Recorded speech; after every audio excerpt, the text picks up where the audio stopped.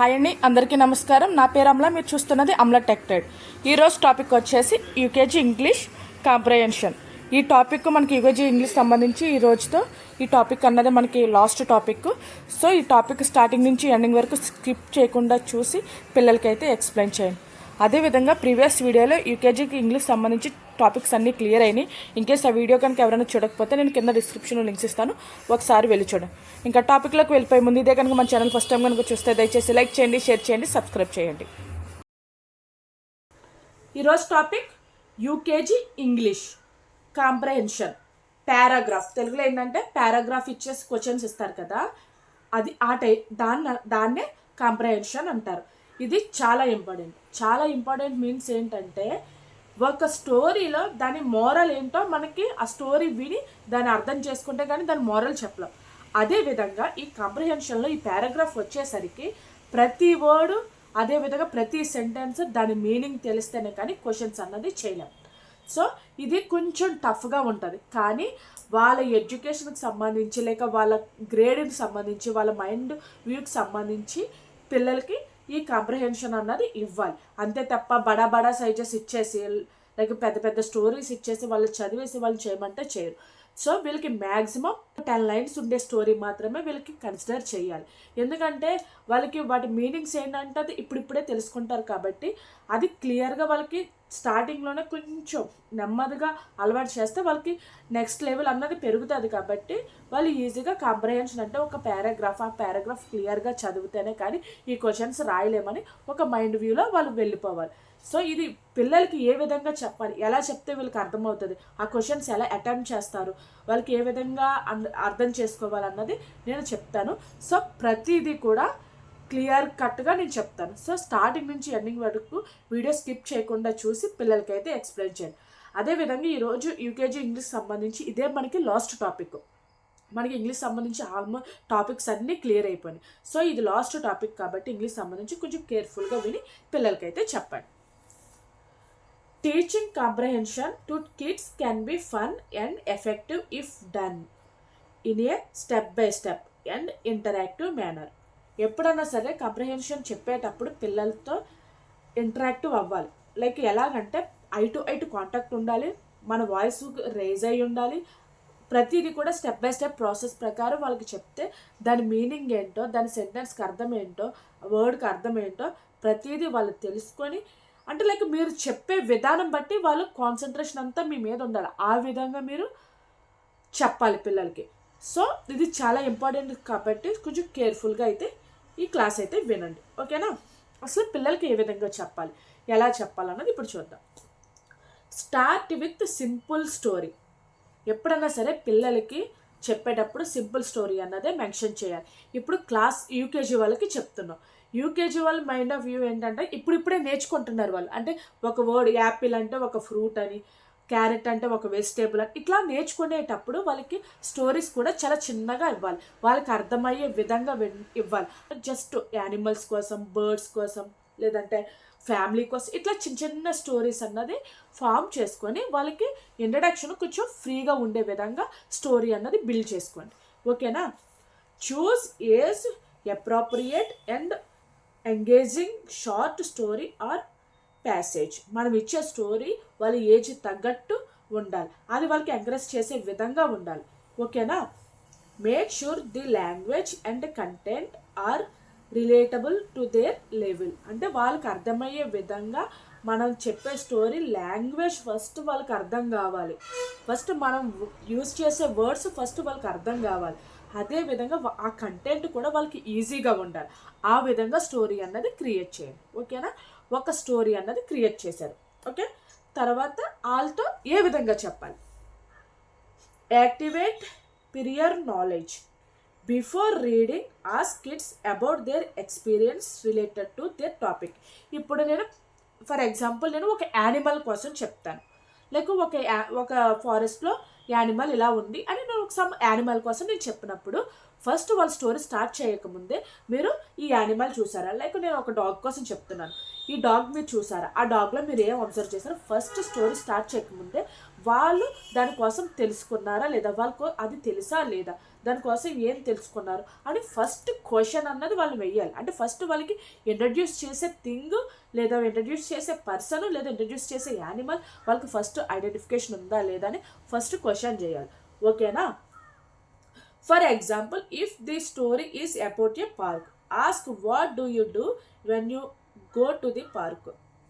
చూసారా? ఇప్పుడు ఇక్కడ చూడండి, నేను ఎగ్జాంపుల్గా నేను పార్క్ కోసం చెప్తున్నాను. వాళ్ళు అడుగుతున్నాను పిల్లల్ని, నేను పార్క్ అంటే ఈరోజు స్టోరీ పార్క్, మీరు ఎప్పుడైనా పార్క్కి వెళ్ళారా, పార్కులో ఏం అబ్జర్వ్ చేశారు, పార్కులో ఏముంటాయి అని వాళ్ళు క్వశ్చన్ చేయాలన్నమాట. Next, read allowed together. ఎప్పుడైనా మన స్టోరీ చదివినప్పుడు ఇప్పుడు నేను ఒక లైన్ చదువుతాను అంటే చూడండి, రీడ్ ది ప్యాసేజ్ అని నేను చేశాను. సో వాళ్ళు కూడా వాళ్ళ బుక్లో పాయింట్ ఫింగర్ పెట్టి రీడ్ అవుట్ చేయమని చెప్పాలి. లైక్ ఈక్వల్ వాయిస్, లౌడర్గా ఈక్వల్ వాయిస్ రావాలి. చూడండి, read the passage aloud with expressions to keep them interested. ఏదన్నా సరే స్టోరీ చదివినప్పుడు గట్టిగా చదవడం వల్ల వాళ్ళ అంటే లైక్ ఎక్స్ప్రెషన్స్ కానీ, లైక్ ఐ కాంటాక్ట్ కానీ, వాయిస్ ఓవర్ కానీ, హ్యాండ్ మూమెంట్ కానీ ఇద్దరిది ఇంటరాక్ట్ అవ్వాలన్నమాట. దానివల్ల ఇంట్రెస్ట్ అన్నది పెరుగుతుంది అనమాట. Encourage them to follow along with their eyes. ఎప్పుడన్నా సరే ఒక పర్సన్తో మాట్లాడినా, ఒక స్టోరీతో మాట్లాడినా, లేదంటే ఒకటి ఏదైనా చదివినా మన ఇమాజినేషన్ చేసుకోవాలి. అర్థమవుతుందా? ఇప్పుడు నేను ఒక మిస్తో మాట్లాడుతున్నానంటే ఆ మిస్ ఐ చూసి మనం మాట్లాడాలి. దానివల్ల ఏంటంటే మన టాకింగ్ అన్నది అదర్ సైడ్స్కి వెళ్ళదు. అండ్ వన్ మోర్ ఏంటంటే మనం ఏదన్నా స్టోరీ చదివినప్పుడు మనం ఇమాజినేషన్ చేసుకోవాలి. ఇప్పుడు టైగర్ కోసం చెప్పాలంటే టైగర్ ఇమాజినేషన్ అన్నది మన ఐలో కనిపించాలి. అట్లాగా వాళ్ళని బిల్డ్ చేయండి. Pause and discuss. ఎప్పుడన్నా సరే స్టోరీ చెప్పినప్పుడు ప్రతి లైన్ దగ్గర ఆగాలి, ఆగి దాని మీనింగ్ అన్నది చెప్పాలి. Stop at key points in the story to ask questions like what do you think will happen next or why do you think the character did that. అంటే మనం ఏదన్నా స్టోరీ చెప్పినప్పుడు ఒక కీ పాయింట్ ఉంటుంది. ఇప్పుడు tiger ఫారెస్ట్లో ఉంది, అది ఒక హంటింగ్లో ఉంది, ఆ హంటింగ్లో ఒక డీర్ కనిపించింది, అట్లా ఒక స్టోరీ చెప్పారనుకో, ఆ స్టోరీలో కీ పాయింట్ దగ్గర లైక్ టైగర్ హంటింగ్ అక్కడ ఒక కీ పాయింట్, లేదంటే టైగర్ ఏం చూసింది, డియర్ని చూసింది. అట్లాగా అలాంటి కీ పాయింట్స్ దగ్గర చూసిన తర్వాత ఇప్పుడు టైగర్ డీర్ని చూసింది, వాట్ నెక్స్ట్ అని క్వశ్చన్ వేయండి. వాట్ డూ దేర్ క్యారెక్టర్స్ అని అట్లాగా మీరు క్వశ్చన్ చేయడం వల్ల వాళ్ళు మీ స్టోరీలో ఇంటరాక్ట్ అవుతారు. సో ప్రతి పారాగ్రాఫ్ లేదా ప్రతి లైన్ దగ్గర డాట్ ఉన్న దగ్గర ఆగమని చెప్పండి. ఖచ్చితంగా పాయింట్ ఉన్నా కాడ అలాగే డాట్ ఉన్నా కాడ ఆగమని చెప్పండి, కామా ఉన్నా కాడ గ్యాప్ తీసుకోమని చెప్పండి. ఓకేనా? The builds prediction and inference skills. దీనివల్ల ఏంటంటే మనకి కాన్సన్ట్రేషన్ పెరుగుద్ది, మనం స్కిల్స్ అన్నది బిల్డ్ చేసుకుంటాం అనమాట. అంటే ఏ విధంగా చదవాలి, ఎలా చదవాలి, ఎక్కడ పాయింట్ ఆగాలి, ఎక్కడ గ్యాప్ ఇవ్వాలి, అదేవిధంగా కీ పాయింట్స్ ఏంటి, ఇలాంటివన్నీ పిల్లలు అబ్జర్వ్ చేస్తారనమాట. మనం చెప్పే విధానం బట్టి వాళ్ళు నెక్స్ట్ ఈ పారాగ్రాఫ్ విషయంలో కంటిన్యూ అన్నది అవుతుంది. సో ఇది చాలా కేర్ఫుల్గా అయితే చెప్పండి. Teach key strategies like ask questions. Teach them to ask who, what, where, when and why while reading. మనం ఏదైనా స్టోరీ చదివినప్పుడు క్వశ్చన్స్ అన్నది అడగండి. లైక్ ఏదన్నా నేను ఈ క్లాస్ అంతా అయిపోయాక ఒక స్టోరీ చెప్తున్నప్పుడు ఇది నేను ఈ కీ పాయింట్స్ ఏ విధంగా చెప్పానో నేను అక్కడ స్టోరీలో ఫాలో అవుతున్నాను. సో మీరు కూడా అలాగే ఫాలో అవ్వడం వల్ల వాళ్ళకి ప్రతిదీ అబ్జర్వ్ చేస్తారు. ఓకేనా? ఫస్ట్ క్వశ్చన్స్ అడగాలి. ఏంటంటే ఈ స్టోరీలో ఎవరు, ఏమిటి, ఎక్కడ, ఎందుకు, ఎన్ని అన్నట్టు క్వశ్చన్స్ వేయాలి. చూడండి, who, what, where, when and why while reading అన్నట్టు క్వశ్చన్స్ అన్నది అడగాలి. Highlight main ideas. ఈ స్టోరీలో మనకి హైలైట్ అన్నవి అబ్జర్వ్ చేయాలి. Like help them identify the central idea of each paragraph. ప్రతి పారాగ్రాఫ్లో సర్టెన్ హైలైట్ పాయింట్ అన్నది ఉంటుంది, అది మనం అబ్జర్వ్ చేయాలి. ఓకేనా? Look for context clues. అంటే ప్రతి దాంట్లో కొన్ని క్లూస్ అన్నట్టు ఉంటాయి, అంటే ప్రతి దానికొకటి లింక్ అయి ఉంటాయి, అవి ఏంటో మనం అబ్జర్వ్ చేయాలి. ఓకేనా? Explain how to use surrounding words to understanding new vocabularies. ప్రతి దాంట్లో న్యూ వొకాబులరీస్ ఉంటాయి, అవి అండర్స్టాండ్ చేసుకోవాలి. ప్రతి దానికి వాటి మీనింగ్ ఏంటో తెలుసుకోవాలి. ఒక క్లూ పాయింట్ అంటూ ఉంటుంది, అదేంటో మనం అబ్జర్వ్ చేయాలి. ఓకేనా. తర్వాత యూజ్ విజువలైజ్. చెప్పాను కదా ప్రతి దానికి. ఇప్పుడు చిన్నపిల్లల విషయంలో చూడండి, ప్రతి స్టోరీలో వాటి పిక్చర్ అన్నది ఉంటుంది. లైక్ ఇప్పుడు డాగ్ కోసం జంప్ చేస్తాం అనుకో, డాగ్ కోసం వెనకాల పరిగెట్టినట్టు ఒక ఇమేజ్ ఉంటుంది. దానివల్ల ఏంటంటే ఆ స్టోరీలో ఆ వర్డ్తో తగ్గట్టు ఆ ఇమేజ్ అన్నది బిల్డ్ చేస్తారు. సో దానివల్ల ఏంటంటే పిల్లలకి ఈజీగా దాన్ని క్యాచ్ చేస్తారన్నమాట. Summarise together. After finishing the passage ask them to retell the story in their own words. ఎప్పుడన్నా సరే వాళ్ళకి స్టోరీ చెప్పిన తర్వాత వాళ్ళు ఓన్గా వాళ్ళు ఏం అర్థం చేసుకున్నారో, వాళ్ళకి ఏం అర్థమైందో వాళ్ళకి క్వశ్చన్ చేసి అడగండి. ఓకేనా. Focus on the beginning, middle and end of the story. ప్రతి దాంట్లో బిగినింగ్, మిడిల్, ఎండింగ్ అన్నది ఉంటుంది స్టోరీలో. దాంట్లో బిగినింగ్ ఏంటయింది, మిడిల్ ఏమైంది, ఎండింగ్ స్టోరీలో ఏమైంది, దాన్నే మోరల్ అని కూడా అంటాం. అదేంటో వాళ్ళ నోటితో వాళ్ళతోనే చెప్పించే విధంగా మీరు చెప్పండి. ఓకేనా. వాళ్ళు ఏ విధంగా చెప్తున్నారో అది depending on you only. So దయచేసి మీరు చెప్పే విధానం బట్టి వాళ్ళకి ఆ స్టోరీ అన్నది అర్థమవుతుంది. ఫస్ట్ అది క్యాచ్ చేయండి. ఓకేనా. Practice with questions. ఇప్పుడు మనం ఏదైనా స్టోరీ చెప్పినప్పుడు వాళ్ళని అడగండి, who was the main character, అంటే ఈ స్టోరీలో మెయిన్ క్యారెక్టర్ ఏంటి, where did the story take place, ఈ స్టోరీ ఎక్కడ జరిగింది, అదేవిధంగా what happen at the end, లాస్ట్లో ఏం జరిగింది. ఆ విధంగా క్వశ్చన్స్ అన్నది ఫామ్ చేయండి. ఓకేనా. తర్వాత మేక్ ఇట్ ఫన్. ప్రతి దానికి పారాగ్రాఫ్లో ఖచ్చితంగా ఒక ఫన్ అన్నది క్రియేట్ చేయండి. లైక్ పజిల్స్ కానీ, లేదంటే మ్యాచింగ్ గేమ్స్ కానీ, ఏదైనా లైక్ ఓన్గా ఈ టైప్ ఆఫ్ ఓన్గా స్టోరీ క్రియేట్ చేయడం అన్నది కానీ, అట్లా ఫన్గా వాళ్ళతో పిల్లలతో అయితే చేయించండి. Be patience and encouraging. ప్రతి దానికి చెప్తున్నాం, ఇదే కాదు ఈ క్లాసే కాదు, ఎవ్రీ క్లాస్కి కూడా బీ పేషెంట్ అండ్ ఎంకరేజ్. మీరు ఎంత పేషెంట్గా ఉంటుందో వాళ్ళ ఎడ్యుకేషన్ అన్నది అంత గ్రోత్ అవుతుంది. సో ప్రతి దానికి వాళ్ళైతే ఎంకరేజ్ చేయండి. ఈసారి రాంగ్ చెప్పాడు కదా అని చెప్పేసి తిట్టడం అట్లా చేయొద్దు. రాంగ్ చేశాడా చేయడం అని, మళ్ళీ రాంగ్ చేశాడా చేయడం అని, మళ్ళీ రాంగ్ చేశాడా చేయడం అని, ఆటోమేటిక్గా ఆ రాంగ్ కాస్త రైట్ అవుతుంది. సో అప్పటిదాకా పేషెంట్గా ఉండండి, వాళ్ళని ఎంకరేజ్ చేయండి. ఓకేనా. అసలు కాంప్రహెన్షన్ అంటే ఏ విధంగా ఉంటుంది, ఎలా ఉంటుంది, దాని క్వశ్చన్ మోడల్స్ ఏంటంటే ఇప్పుడు చూద్దాం. వర్క్షీట్ అన్నమాట. Read the passage below. మనకి ఇలాగ సమ్ ప్యాసేజ్ అన్నది ఇస్తారనమాట. అందులో ఒక సమ్ స్టోరీ అన్నది ఉంటుంది. చూడండి. Ravi had a little puppy named max. రవికి ఒక చిన్న పప్పీ ఉందంట, అంటే చిన్న డాగ్ ఉందంట, దాని పేరు మ్యాక్స్ అనమాట. ఇది ఒక కీ పాయింట్. పప్పీ నేమ్ ఏంటి, మ్యాక్స్. ఓకేనా. Max love to play with Ravi and chase butterflies in the garden. ఆ మ్యాక్స్ కంట రవితో ఆడడం, అదేవిధంగా గార్డెన్లో బటర్ఫ్లైస్ ఉంటే దాని వెనకాల పరిగెట్టడం అన్నది ఆ మ్యాక్స్కి ఇష్టం. మ్యాక్స్ ఏంటి, పప్పీ అనమాట. One day while Ravi was playing with his friend, Max saw a big colourful butterfly and ran after it. Ravi అంట వాళ్ళ ఫ్రెండ్తో గార్డెన్లో ఆడుతున్నాడంట. అక్కడ మ్యాక్స్ ఉందంట. మ్యాక్స్ ఒక బిగ్ బటర్ఫ్లై చూస్తుందంట. ఆ బటర్ఫ్లై చూస్తూ ఆ బటర్ఫ్లై వెనకాల పరిగెట్టుకుంటూ వెళ్ళిపోయిందంట. Max get lost and could not find his way back. Max ఆ బటర్ఫ్లై వెనకాల వెళ్ళిపోయడం వల్ల తను తిరిగి వచ్చే దారి మర్చిపోయిందంట. Ravi looked everywhere for Max. Max కోసం ప్రతి దిక్కున చూశాడంట Ravi. And finally found him hiding under a bush. Ravi ప్రతి దిక్కున చూశాడంట, ఒక దిక్కున మాత్రం ఇది తెలుసుకున్నాడు, అది బుష్ అంటే లైక్ పొదల్లో ఉందన్నమాట. Wagging his tail happily.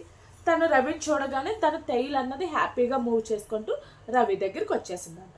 అర్థమైందా. ఇలాగ సమ్ స్టోరీ అన్నది ఇస్తుంది. ప్రతిదానికి కీ పాయింట్ ఉంటుంది, ప్రతిదానికి లింకప్ అయి ఉంటుంది. ఇప్పుడు మనకి ఈ స్టోరీకి సంబంధించి క్వశ్చన్స్ ఏ విధంగా ఇస్తారో చూడండి. Types of a questions. What was Ravi puppy's name. Ravi's puppy name ఏంటి చూడండి. Ravi had a little puppy named Max. ఏంటి, రవి పప్పీ నేమ్ ఏంటి, Max. Second question. What did Max loves to do in the garden. మ్యాక్స్కి ఏంటంటే ఇష్టం చూడండి. మనకి ప్రతి దానికి ఆన్సర్ పారాగ్రాఫ్లోనే ఉంటుంది. ఓకేనా. చూడండి. Max love to play with Ravi and chase butterflies. మ్యాక్స్కి ఏమి ఇష్టం చెప్పండి? ఏమిష్టం? చేసిన బటర్ఫ్లైస్ చేయడం ఇష్టం. Why did Max get lost? Max ఎక్కడికి వెళ్ళిపోయింది? దేన్ని వెతుక్కుంటూ వెళ్ళిపోయింది? Max get lost because he ran after a big colourful butterfly. అవునా? Where did Ravi find Max? Ravi ఎక్కడ చూశాడు మ్యాక్స్ని? Ravi found Max hiding under a bush. అంతే కదా? Finally found him hiding under a bush. How do you think Ravi felt when he found max? అదేం చేస్తే Ravi felt happy and relieved. Ravi అది చూడగానే ఏం చేసింది? హ్యాపీగా ఫీల్ అయింది, అమ్మయ్య అనుకుంది. అవునా కదా? అంతే. ఇలాగా ప్రతిదానికి క్వశ్చన్స్ ఆన్సర్ పారాగ్రాఫ్లోనే ఉంటాయి. సో ప్రతిదీ స్టోరీ అబ్జర్వ్ చేసి ప్రతిదానికి క్వశ్చన్ ఈజీగా ఆన్సర్ చేయొచ్చు. ఓకేనా? టైప్ 2 ఈ టైప్లో కూడా క్వశ్చన్స్ ఇవ్వచ్చు. Ravi had a little dash named Max. Max ఏంటి? పప్పి. అవునా? మ్యాక్స్ ఏంటి? Little puppy. అవునా కదా? Max love to chase dash in the garden. ఏది చేసింది? బటర్ఫ్లై. అవునా? Butterfly. Max get lost when he ran after a big. దేనికోసం పరిగెట్టినది? బటర్ఫ్లై కోసం. బిగ్ బటర్ఫ్లై కోసమైనా పరిగెడతా? Ravi found Max hiding under a dash. ఎక్కడ చూశాడు రవి? బుష్. అంతేనా? పొదల్లో చూశాడు. అవునా కదా? Next type of 3. ఈ టైప్లో కూడా క్వశ్చన్స్ అన్నది ఇస్తారు. Matching the picture, matching the sentence. అంటే ఏ బి కాలమ్స్ అలా ఇస్తారు. Max, butterfly, Ravi. Under a bush, wagging his tail, chase butterflies. Max ఏం చేసింది? Chase butterflies. బటర్ఫ్లై ఏంటి? Wagging his tail. అవునా? రవి ఏం చేశాడు? ఎక్కడ చూశాడు? Under the bush. Type of 4 vocabulary practice. ఇది చాలా ఇంపార్టెంట్. ఓకేనా? వొకాబులరీ అన్నది దానికి మీనింగ్ ఖచ్చితంగా తెలియాలి.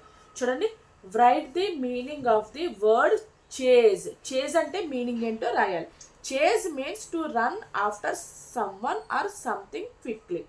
అంటే చేజ్ మీన్స్ ఏంటంటే ఒక పర్సన్ కానీ లేదంటే సంథింగ్ ఏదైనా చూసినా సరే దాని వెంటనే పరిగెట్టడాన్ని చేజ్ అంటారు. అది మీనింగ్ వాళ్ళకి తెలియాలి. దీన్నే వొకాబులరీ అంటారు అన్నమాట. Make a sentence with the word garden. Garden కోసం మనం ఒక సెంటెన్స్ అనేది ఫార్మ్ చేయాలి. మనకి గార్డెన్ కోసం మనకు తెలిసిందేంటి? I love to play flowers in my garden. నాకు ఇలా ఇష్టం. అలా మీకు కూడా I love to play a garden, I love to swing a garden. అట్లాగా మీరు మీకు ఇష్టమైన వర్డ్ అన్నది సెంటెన్స్ ఫార్మ్ చేయాలి. Fifth type draw picture of Ravi playing with Max in the garden. ఇది ఖచ్చితంగా పిల్లలతో అయితే చేయండి. ఏ స్టోరీ కన్నా సరే వాళ్ళకి ఇష్టమైన పిక్చర్ ఏంటో, వాళ్ళకి ఇష్టమైన ప్లేస్ ఏంటో అది ఖచ్చితంగా డ్రా చేసి డ్రాయింగ్ అన్నది వేయమని చెప్పండి. ఓకేనా? ఈరోజు క్లాస్లో కాంప్రహెన్షన్ అంటే ఏంటి, అది ఏ విధంగా చదవాలి, ఎలా చదవాలి, పిల్లలకి ఏ విధంగా చెప్పాలి, దాని క్వశ్చన్స్ ఎలా చేయాలన్నది నేను క్లియర్గా చెప్పాను. ఓకేనా? ఈరోజు మనకి యూకేజీ ఇంగ్లీష్కి సంబంధించి ఈ రోజుతో టాపిక్స్ అయితే కంప్లీట్ అయింది. రేపు యూకేజీకి సంబంధించి నెక్స్ట్ సబ్జెక్ట్ అయితే నేర్చుకున్నాం. ఓకే కదా? ఈరోజు వీడియో మీకు అర్థమైంది కదా? ఇదండి ఈరోజు వీడియో. ఈ వీడియో కనుక మీకు నచ్చితే దయచేసి లైక్ చేయండి, షేర్ చేయండి, సబ్స్క్రైబ్ చేయండి. అదేవిధంగా మీకు నైబర్స్ కానీ, రిలేటివ్స్ కానీ, కొలీగ్స్ కానీ యూకేజీకి సంబంధించి ఎవరైనా ఉంటే మీకు నచ్చితే వాళ్ళకి సజెస్ట్ చేయండి. Every day by day 6 to 6:30 ఆ టైంకి వీడియో అన్నది అప్లోడ్ చేస్తాను. మీరు ఆ టైంకి వెళ్ళి చూస్తే మీకు కాన్సెప్ట్ అన్నది ఉంటుంది. అదేవిధంగా ఈ వీడియో కానీ మీకు నచ్చితే దయచేసి ఒక లైక్ అన్నది చేయండి. ఎందుకంటే మీకు ఎంతవరకు రీచ్ అయిందో, ఎంతవరకు మీకు అర్థమైందో నాకు ఒక క్లారిటీ ఉంటుంది. సో దయచేసి నచ్చితే కనుక లైక్ అన్నది చేయండి. ఓకేనా? Thank you.